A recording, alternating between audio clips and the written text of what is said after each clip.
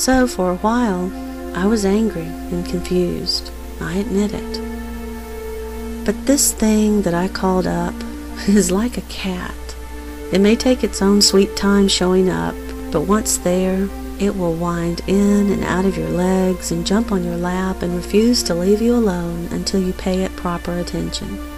And so eventually, I turned to it again, and I saw how utterly reliant the entire process was upon the removal of any form of fear. The first thing that happened unconsciously, and it was only in retrospect that I realized what it was. I noticed that if I held whatever I wanted to affect in my mind's eye, even though its outline held true, the shape would fill with sparkling light in my mind, very much like the light that you see on a body of water when the sun is really bright and the water is blown by wind and it sparkles brilliantly like liquid diamonds. And this is what I saw. And in my case, which may or may not be yours, this was apparently a visual cue, a visual manifestation of something sliding into place. It was a visual manifestation of my true unspoken realization that there are no solid things, but rather only spirit. Now, of course, I had intellectually grasped this for a very long time, but suddenly it dropped into a much deeper place, a place of knowing. Instead of believing the fact that had been provided me, this awareness became inescapable, instinctive, reflexive. And that's much, much different than intellectually grasping something. So this was my way of acknowledging that, without exception, everything is spirit 100% of the time.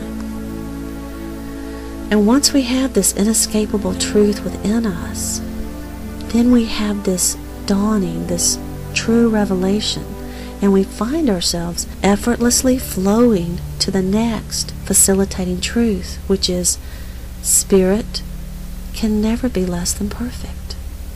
It can't. Now that's a bigger thought than you may realize, and it affects the whole playing field. So, there are no things or people or places, all with spirit. But spirit can never be less than perfect. So, why all this suffering and chaos? Suddenly you begin to see that anything and everything that is projected out there that is less than perfect is an illusion. So, for example, your illness or disease isn't something you fight and overcome as we commonly think.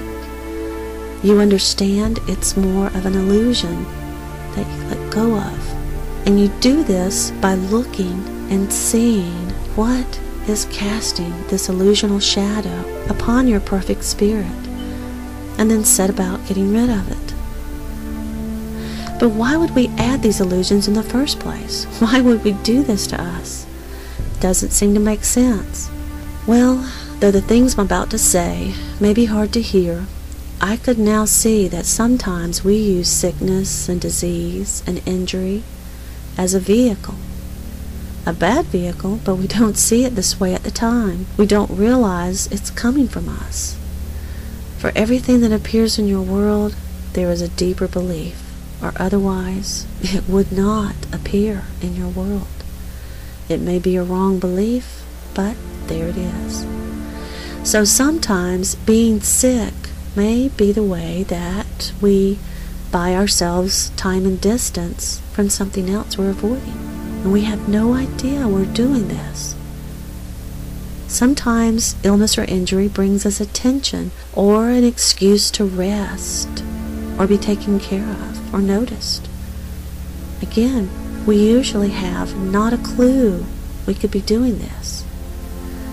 Sometimes it's there as assistance in reconciling something that we want to reconcile but would never do unless we felt we had no option and were put in a particular situation.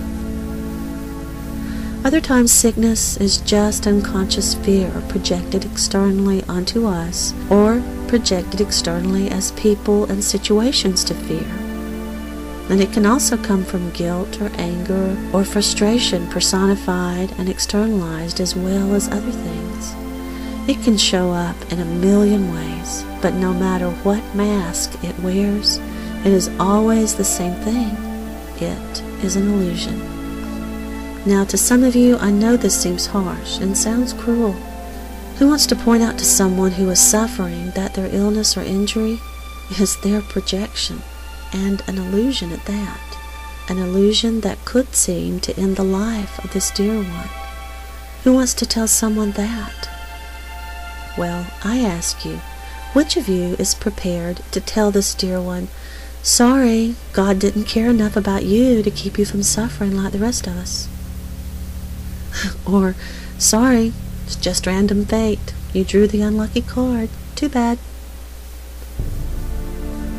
Now, which sounds worse? Though this idea might be new to how we look at illness and injury, and not well received at first, I, for one, would certainly prefer to realize suffering was something I had caused. Because if I were doing it, then I could stop doing it.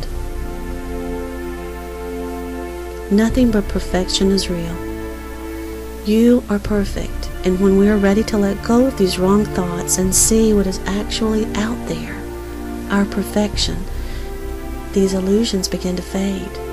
Slowly and awkwardly at first, perhaps, but fade they do as we move on to a whole new playing field, one you have never seen before. Please join me in part 13 for New Frontiers, Learning to Walk.